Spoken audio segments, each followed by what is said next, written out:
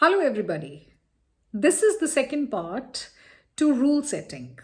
Yes, in the first video, if you remember, I mentioned about the importance of having family rules for anything which is important or relevant. The last video was about the usage of technology, about the children being addicted to technology or digital media. Today, I'm going to be elaborating a little bit more about rule setting. Rules do not mean absolute authority. Rules certainly do not mean that, oh, I have set a rule and it cannot be changed. Yes, having said that, it means that rules need to be flexible. They need to cover all the time which a child has. For example, school days, weekends, holidays, all need to be covered in the rule setting. It's not that, okay, the rule is that, you cannot use your phone for more than an hour in a day or 2 hours in a day. Holiday time, children will need more screen time. So keep in account the days which the child has. Like I said, school days, holidays, weekends, weekdays, etc. They have to be flexible.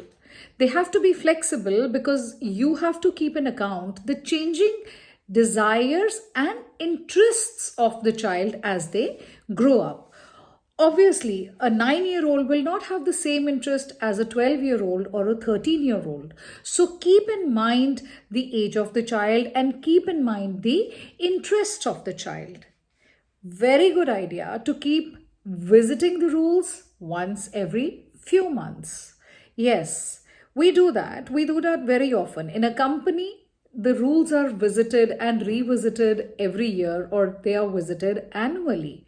Similarly, with your child, every couple of months, revisit the rules. This ensures that everybody's desires and needs are taken into account, and also whenever a new device comes at home, it's a good idea to revisit the rules once again. Most important, enforcing the rules. Yes, rule setting does not mean that the rule has been pasted on the wall or it has been put up on the refrigerator for a child to come and see. The enforcement is equally important. If gentle reminders are not enough for your child, then naturally you will have to use a little more strict manner. And when I say strict, it means taking away a privilege, loss of privilege, or whatever you deem as necessary. But for teenagers, what is most important is also negotiation.